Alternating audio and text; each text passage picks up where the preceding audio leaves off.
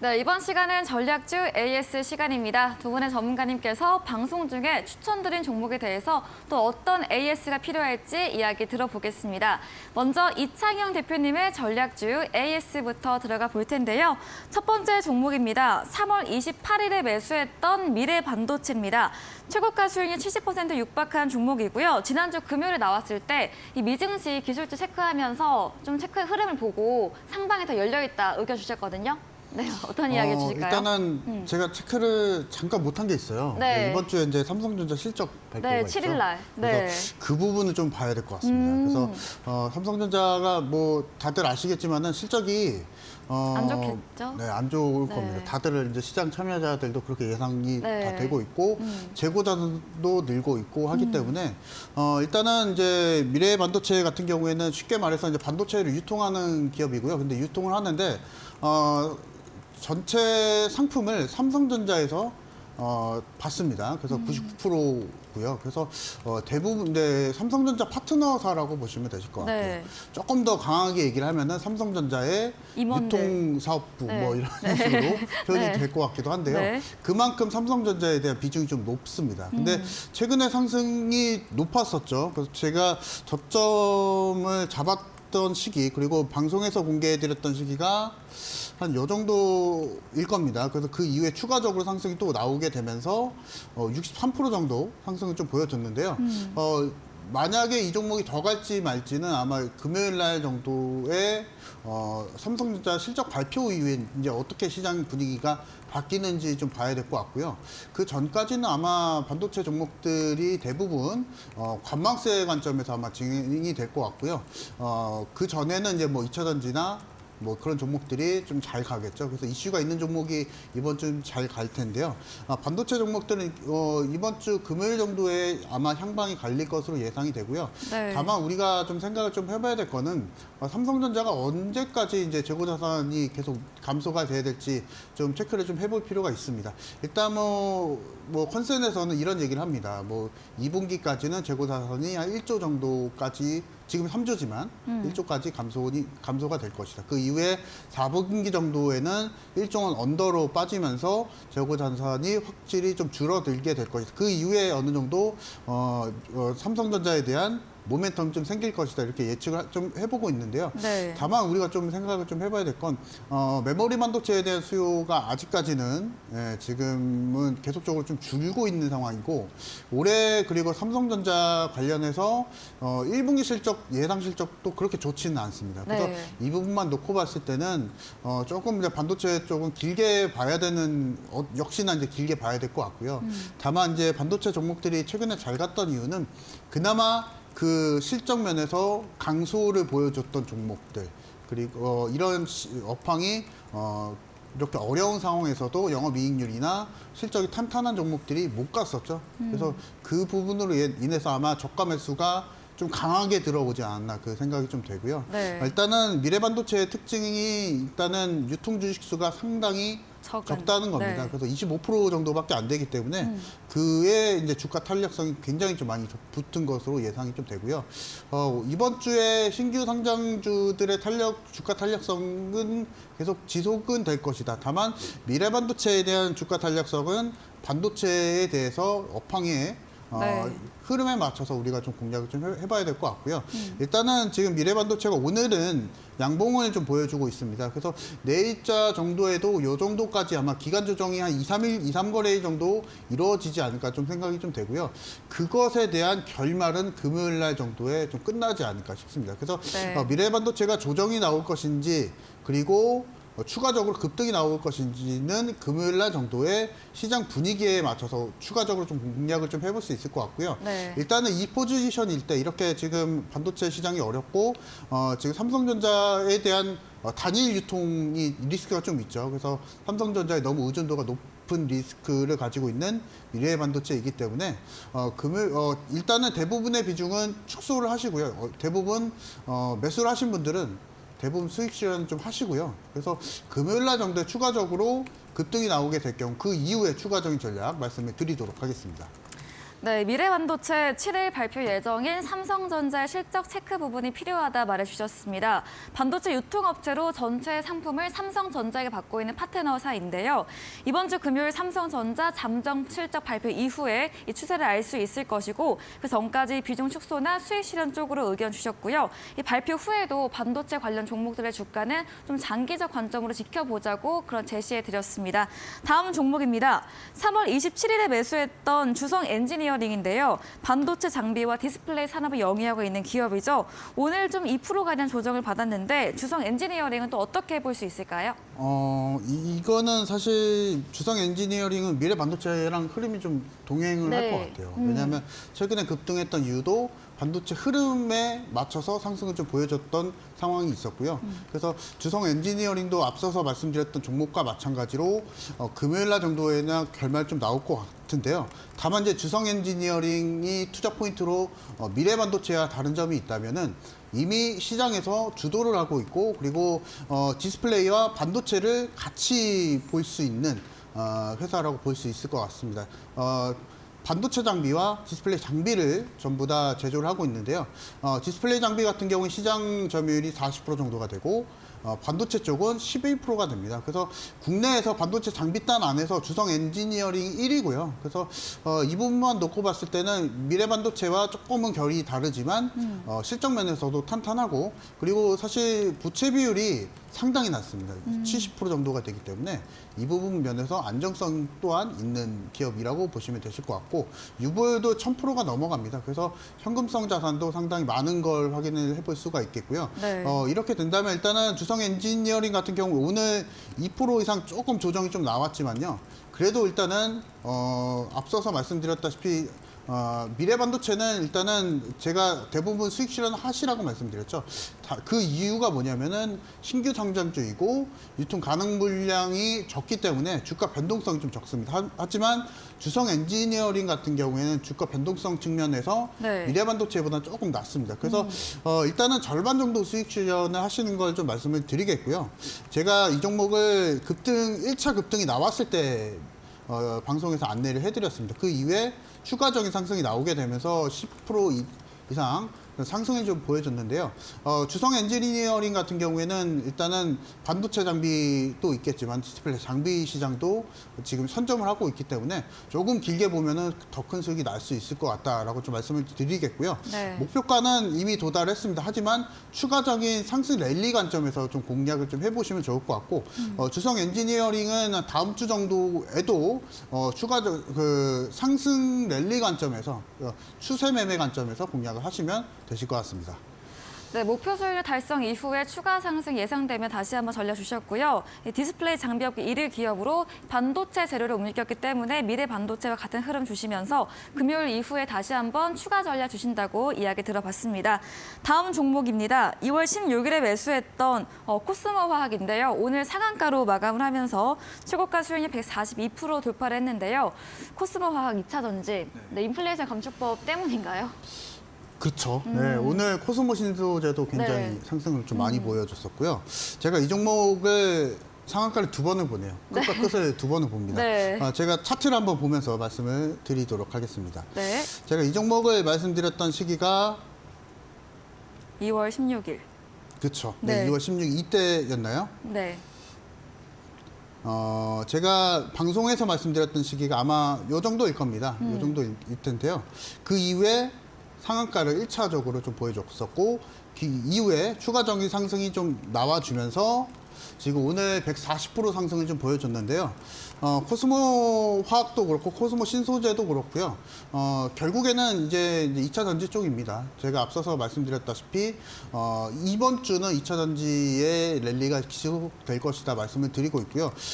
그 시장 안에서 제일 이제 우리가 주식 투자를 하면서 네. 중요한 점은 뭐냐면 리액션을 누가 더 크게 받는지가 좀 제일 중요할 것 같습니다. 그래서 오늘 코스모 신소재도 그렇고 코스모 화학도 그렇고 전부 다 코스모 형제들이 강한 상승을 보여주고 있는데요. 아마 이 종목들이 이번 주에 시장 주도주가 되지 않을까 좀 싶습니다. 그래서 오늘까지 해서 140% 상승을 좀 보여줬는데 만약에 여러분들이 이런 종목을 원하시는 분들 같은 경우에 노란톡방 오시면은 그 제가 맥점을 잡아드리고 종목명까지 공개 좀 해드릴 거니까 만약에 코스모학에 대한 후속주를 원하시는 분들은 지금 노란톡방 오셔서 받아가시면 좋을 것 같습니다. 네, 코스모학 전략 주시고 두 번의 상한가를 보였습니다. 이번 주 2차 전지 랠리 전망 주시면서 코스모 그룹주 이번 주 시장 주도주로까지 말해주셨네요. 네, 이번에는 적풍 전문가님의 전략주 AS도 들어가 보겠습니다. 아까 무대를 뒤집은 종목에서 잠깐 다루었던 3월 23일에 매수했던 IM입니다. AR, VR 관련 주이고요. 목요일에 급등이 나왔고 금요일에 22% 강세가 나왔습니다. 전문가님께서 눌림목 조정 구간의 매수로 네. 그때 말해주셨거든요. 이렇게 강세가 나왔네요, 한 번에. 네, 타이밍이 네. 딱 눌리는 구간 제가 좋아하는 가격대가 네. 나와가지고 잘 수익 실현이 됐습니다. 아직 끝나지 않은 종목인데요. 오. 오늘 시간의 거래에서 좀 움직이더라고요. 네. 근데 요즘 트렌드가 많이 알려지지 않은 기업들 중에서 신사업으로 배터리 사업을 하는 기업들. 이게 뭐 매출이 나고 안 나고가 중요한 게 아니라 우리 시장에서는 이런 새로운 종목들, 네. 배터리주가 워낙 많다 보니까 이런 종목들 쪽으로 돈이 많이 몰리고 있어서 공략을 한번 해봤습니다. IM은 아직도 시가총액이 한 700억 정도밖에 안 돼요. 그래서 저는 제가 추천드리고 나서 단기간에 20% 이상 올랐지만 그 정도의 변동성은 더 나오지 않을까라고 생각하고 있고 지금 차트를 길게 늘려가지고 보시면은 작년 저점 대비해서 작년 저점이 뭐 한 4,500원이라고 치면은 이제 한 2배 정도밖에 안 올랐어요. 다른 배터리주들 막 테마로 엮인 거 보면은 막 3배, 4배, 5배 간 거 생각하시면은 저는 뭐 아직 많이 안 올랐다고 생각합니다. 그래서 IM은 일단 우리 수익 실현 잘했고 아직 만약에 못 파신 분들 계신다면 네. 10,000원 이후에서 팔려고 준비하시면은 또 옵니다. 지난번에 여기 그 목요일 날에도 10,000원 돌파하면서 우리 목표가 달성했고 그 다음 날에도 10,000원 위에서 시작을 했는데요. 오늘 좀 조정을 받았는데 그래도 장 후반부로 들어서면서 또 올라가려는 모습들이 확인이 됐어요. 이거는 계속 상승 추세로 가는 거니까 네. 못 파셨던 분들은 10,000원 위에서 매도하시면 되겠고 아마도 10,000원을 넘어가면 그때부터 단기 수급들이 많이 들어올 겁니다. 단기 투자자들이 또 좋아하는 자리예요. 그래서 10,000원 이후부터는 좀 변동성이 커질 수 있는데 저도 보고서 한 번 더 공략할까 생각하는 중이니까 노란톡방에 계신다면은 IM에 대한 추가 전략 받으실 수 있으니까 그쪽에서 기다리시면 되겠습니다. 네, IM 최고가 수익률 25% 달성하면서 목표 수익률 완료를 했습니다. 이 IM처럼 많이 알려지지 않은 기업 내에서 신사업으로 배터리 사업을 하는 종목으로 매기가 쏠리고 있다 말해주셨고요. 채팅방에서 수익 실현 의견 주셨는데 아직 못하셨다면 10,000원 위 구간에서 정리해보는 쪽으로 의견 주셨습니다. 다음 종목입니다. 지난 방송 전략주였던 3월 30일에 매수했던 3기 EV입니다. 장단기 관점으로 모두 괜찮다 말해주셨고 오늘 장중에 7% 상승 또 5% 상승으로 마감을 했거든요. 3기 EV 또 어떤 전략 들어볼 수 있을까요? 3기 EV는 지난주 29일 날 네. 수요일 날 그때 와서 단기주로 말씀을 드렸고요. 네. 다음 날 조금 높게 시작을 했어요. 한 5% 정도 떠서 시작하더라고요. 그렇지만 제가 제시했던 목표가였던 22,000원은 돌파를 해가지고 단기적으로는 매도 딱 아침에 개장하자마자 얼마 안 돼서 바로 차익 실현 의견을 드렸습니다. 이게 누구나 원하는 그 단기 투자자 네. 종목이 딱 적합하지 않았나 싶었는데요. 그때 이제 길게 봐도 좋다는 말씀을 드렸었고 오늘 다시 올라오면서 그때 이제 급하게 종목이 움직이다 보니까 매도 못 하셨던 분들이 계시겠죠. 그래서 그분들은 가져가시면은 또다시 22,500원 혹은 그 이상까지 옵니다라고 이렇게 설명을 드렸습니다. 그래서 현재 주가는 오르는 중이고요. 3기 EV도 전기차 그리고 이제 배터리 그리고 실제 최근에 미국의 이제 공장 부지를 또 마련했다는 소식이 들려오면서 IRA의 수혜주로 분류가 되는 중입니다.